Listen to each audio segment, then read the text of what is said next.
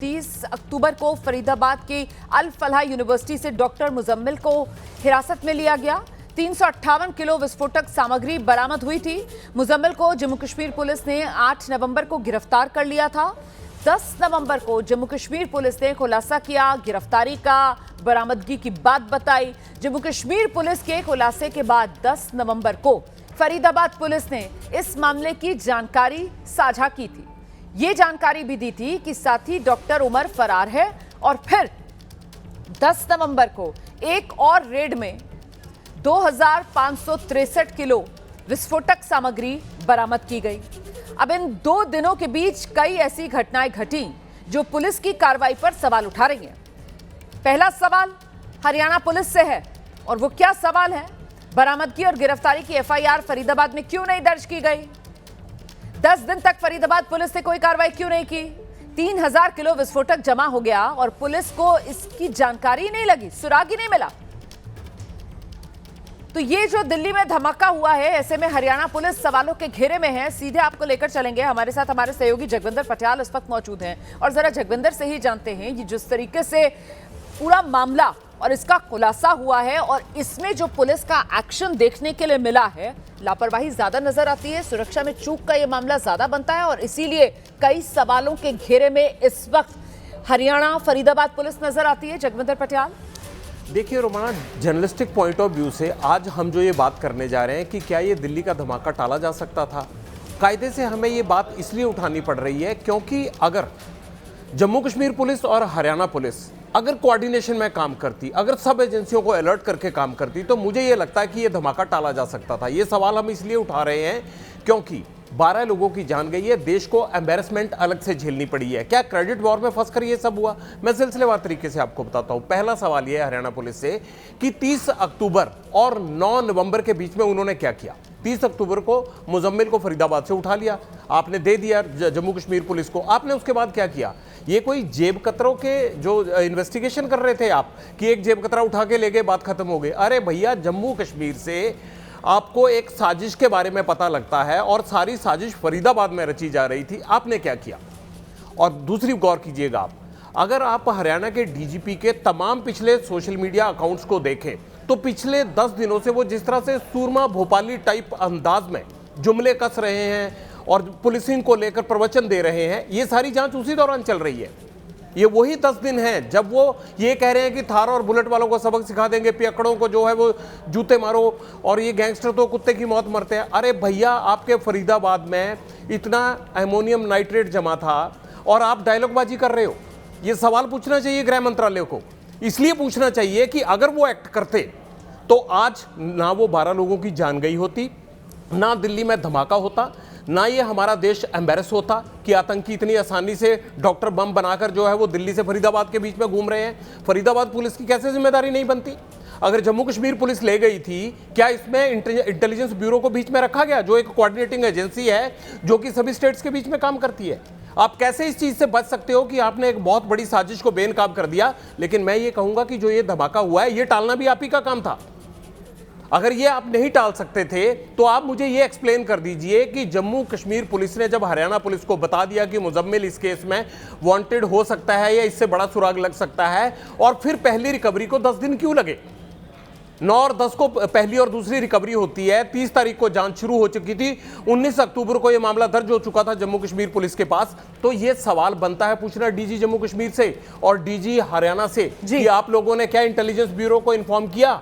क्या आपने गृह मंत्रालय की जो नोडल एजेंसी है उसको इन्फॉर्म किया? अगर इन्फॉर्म किया था और वो नहीं पकड़ पाए तो सवाल इंटेलिजेंस ब्यूरो से भी होना चाहिए। आज ये 12 लोग भी हमारे बीच में होते, उमर मोहम्मद को भी पकड़ा जा चुका होता और फिर हम ये आज शान से बात कर रहे होते कि ना धमाका हुआ, आरडीएक्स भी पकड़ा गया, या जो एमोनियम नाइट्रेट था वो भी पकड़ा गया, उसको बनाने वाले भी पकड़े गए, और ये जो डॉक्टर डेथ बने घूम रहे थे वो आज जिंदा होते और वो जैसे मोहम्मद तक सारी तारें जुड़ रही होती।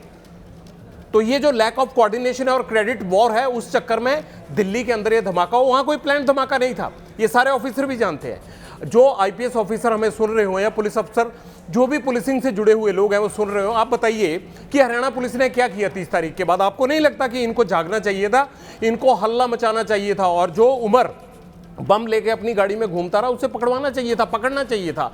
आज आप 24 घंटे के अंदर आप अलवी तक पहुंच गए हैं और ये पता लग रहा है कि कहां से इसके तार कहां जुड़े हुए। तो भैया 10 दिन में क्या हुआ?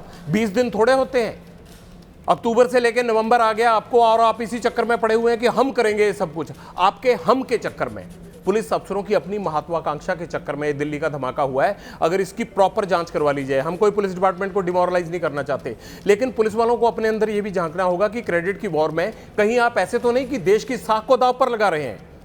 मैं सवाल उठाना चाहता हूं ओपी सिंह जो हरियाणा के डीजी हैं, आपकी जुमलेबाजी की सारी तस्वीरें देख लीजिए और आपने अभी तक ये नहीं बोला कि फरीदाबाद में जो इतने दिन से ये फैक्ट्री चल रही थी, वहां पर जो अमोनियम नाइट्रेट जमा हो रहा था, उसके लिए जिम्मेदार कौन है? सही, ये सवाल बनता है उनसे पूछना। उनकी जिम्मेदारी तय होनी चाहिए इस चीज के लिए। आप थार और बुलेट के पीछे पड़े रहो और यहां आतंकी बम बनाते रहें और 12 लोगों की जान ले लें।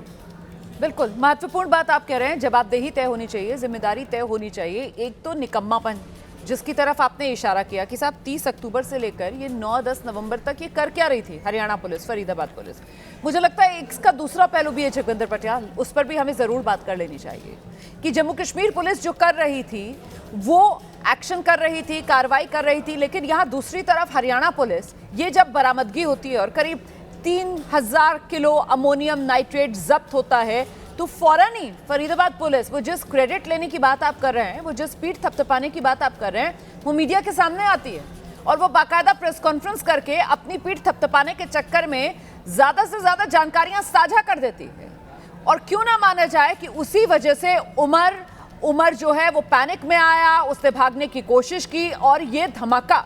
ये भी एक महत्वपूर्ण पहलू है कि आप इतने संवेदनशील मामले में अगर जांच कर रहे हैं तो उस जांच की इतनी डिटेल्स के साथ प्रेस कॉन्फ्रेंस करके जानकारियां साझा करने की जरूरत क्या थी हरियाणा पुलिस, फरीदाबाद पुलिस को? जगविंदर, मैं तो ये कह रहा हूं रुमाना कि जो 10 दिन तक उमर मोहम्मद घूमता रहा, उसको किसी ने नहीं पकड़ा, उसको I-20 सीसीटीवी में कैच हुई, उसके लिए जिम्मेदार कौन है? वही आदमी है ना जो एक्सप्लोसिव लेकर दिल्ली तक आया।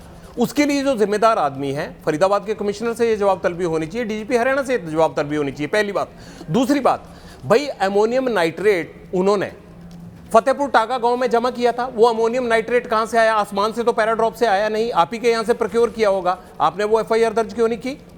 आप कैसे जम्मू कश्मीर पुलिस के हवाले सब कुछ करके बैठ गए और अपनी जुमलेबाजी और सूरमा भोपाली टाइप हरकतों में आप व्यस्त हैं? कमाल की बात कर रहे हैं आप। एक देश को दहलाने की साजिश हो रही है, दूसरी तरफ आपके थार और बुलेट के जुमलेबाजी चल रही है, पेकड़ों पे कमेंट चल रहे हैं, कुत्ते की मौत मरते हैं ये तो जो गैंगस्टर है। कमाल के डीजीपी हैं ये। इतनी बड़ी साजिश जिससे देश को जो है वो इन्होंने, मैं ये कहूंगा कि बैकफुट पर ले गए। गृह मंत्रालय को एम्बैरसमेंट झेलनी पड़ रही कि आखिरकार ये हो क्यों गया। और भैया ये दिल्ली के लिए नहीं था, ये फरीदाबाद में चल रहा था। वो तो पैनिक में यहाँ आ गया, किस तरह से उसकी मनोदशा क्या थी, या उसको ये लग रहा था पुलिस पकड़ लेगी। लेकिन भैया वो पुलिस तो 10 दिन से हाथ पे हाथ धरे बैठी थी। अब ये अल-फलाह यूनिवर्सिटी में जाकर हरियाणा पुलिस जो है वो सारी कॉम्बिंग कर रही है, जांच कर रहे हैं। मुझे ये बताएं कि 23 तारीख को ये कॉम्बिंग क्यों नहीं हुई? ये तो मैं कहता हूं कि ये डॉक्टर डर गए थे, या मान लीजिए कि घबराहट में कुछ कर नहीं पाए। ये अमोनियम नाइट्रेट 10 दिन बचा कैसे रहा? इसको ही नष्ट कर देना चाहिए था उनको। ये कैसे नष्ट नहीं हुआ? क्योंकि ये तो इतनी नालायकी से चल रही थी हरियाणा पुलिस। अगर मान लीजिए ये नालायकी से नहीं चल रही थी तो फिर ये धमाका नहीं होना चाहिए था। उमर मोहम्मद जो है वो इस तरह से बॉम्ब लेके दिल्ली तक पहुंचना नहीं चाहिए था। और अगर ये नालायकी से चले हैं तो मुझे ये लगता है कि इनके लिए ये एक कड़ा सबक होना चाहिए। दोबारा देश के साथ इस तरह के हालात नहीं बनने चाहिए। जो इन्वेस्टिगेशन हमने की उसमें जो दिनों का इतना गैप आ रहा है, अरे भैया आप क्या कोई जो है वो गैम्बलिंग एक्ट की जांच कर रहे थे कि एक जेब कतरा भाग गया उसको पकड़ने के लिए आए हैं? अरे भैया जम्मू कश्मीर पुलिस आई है तो मामला गंभीर होगा ना, डॉक्टर इन्वॉल्व है तो मामला गंभीर होगा ना। अब इतने दिन से तो ये काम चल ही रहा था अल-फलाह यूनिवर्सिटी में। अल-फलाह यूनिवर्सिटी के जो मालिक है उनका बैकग्राउंड चेक किया कभी? उसको चेक करने के बाद तो जो है तुरंत इनको हरकत में आ जाना चाहिए था। पॉन्जी स्कैम में उनको जो है वो पकड़ा जा चुका है, उन पर करोड़ों रुपए हपने का आरोप लगा था। ये अब पता लग रहा है क्योंकि अब कोऑर्डिनेशन से काम चल रहा है। मैं ये कह रहा हूं कि जम्मू कश्मीर और हरियाणा पुलिस ने ये बोच डब किया केस, और अगर इन्होंने सभी एजेंसियों को अलर्ट कर दिया होता तो ये इतना बड़ा हादसा हो नहीं सकता था, देश एम्बेरस होने से बच सकता था। और हरियाणा पुलिस अब भी बचे जा रही है। पुलिस का रोमाना रवैया पता क्या होता है? अरे यार ये क्राइम हो गया, दूसरी पुलिस ले जाए, मेरी जान छूटे। अरे भैया जब इतनी बड़ी साजिश थी तो इसमें भी आपका ये रवैया कैसे रह सकता है? अगर कई मस्जिदों का नाम आ रहा है कि यहाँ से अमोनियम नाइट्रेट जमा हुआ था, यहाँ से जमा हुआ था, इस गांव में रखा गया था जहाँ बम बना रहे थे, जो खुलासा जम्मू कश्मीर पुलिस ने किया वही कह रही है 20 रिमोट मिले हैं, टाइमर मिले हैं, डिवाइस मिले हैं, ये मिला है, पिस्टल मिला है, सब कुछ इन्हीं की चीज़ों में लिखा हुआ है। उसके बावजूद भी फरीदाबाद पुलिस के कान पे जूं नहीं सरकी, उनकी डायलॉगबाजी चल रही है। वो ये नहीं देख रहे हैं कि भैया हमारे यहाँ इतना सामान जमा हो गया था, डॉक्टर ये काम कर रहे थे, इस यूनिवर्सिटी को देख लें, इनकी बाकी चेन को पकड़ लें, कोई आदमी लेफ्ट राइट ना हो जाए। अरे आपने इतने दिन दे दिए उनको कि वो वहाँ से आकर यहाँ पर धमाका कर गया, पैनिक में ही कर गया। इतने पैनिक में आप होते तो शायद ये साजिश और अच्छे तरीके से बेनकाब होती और आज हम ये चर्चा कर रहे होते कि ये धमाका पता नहीं कहाँ हो जाना था और देश को दहलाने से कैसे इन दोनों पुलिस डिपार्टमेंट्स की बेटर कोऑर्डिनेशन ने सेंट्रल की एजेंसियों को इन्वॉल्व करके इसको बचा लिया, इस एम्बैरेसमेंट को बचा लिया। आप अपनी पीठ थपथपाते रहिए, लेकिन अपने गिरेबान में झांकिए कि आपसे गलतियां क्या हुई हैं और आगे से गलतियां नहीं होनी चाहिए। इसके लिए जुमलेबाजों पे कम से कम कोई कार्रवाई गृह मंत्रालय को जरूर करनी चाहिए, क्योंकि इसमें 12 लोगों की जान गई है। देश के लिए जो है वो एम्बैरेसमेंट की स्थिति बनी है और कोई ये प्लान्ड अटैक नहीं था कि दिल्ली में जाके इस जगह पर प्लान करना है। अरे भैया कोई फिदाइन अटैक होता तो वो जाकर चलती सड़क में इस तरह से अपने आप को उड़ा लेता। वो तो बगल में मेट्रो स्टेशन था, वो तो जाके कनॉट प्लेस में ये काम करता जहां से उसको और पब्लिसिटी मिलती। ये पैनिक ब्लास्ट था। बहुत शुक्रिया जगविंदर पटियाल इस तमाम जानकारी के लिए। तो ये बुनियादी सवाल जो जगविंदर पटियाल यहाँ पर उठा रहे थे, देखिए जिस तरीके की लापरवाही इस पूरे मामले में पुलिस के सामने निकल कर आई है, उसके बाद जवाबदेही जिम्मेदारी तय की जानी चाहिए। क्योंकि अगर वक्त रहते हरियाणा पुलिस इस मामले को जितनी गंभीरता की जरूरत थी उतनी गंभीरता से देख लेती, इसमें जांच कर लेती, तो बहुत मुमकिन है कि ये धमाका ना होता और वो 12 लोग जिनकी जिंदगी चली गई वो आज हमारे आपके बीच होते।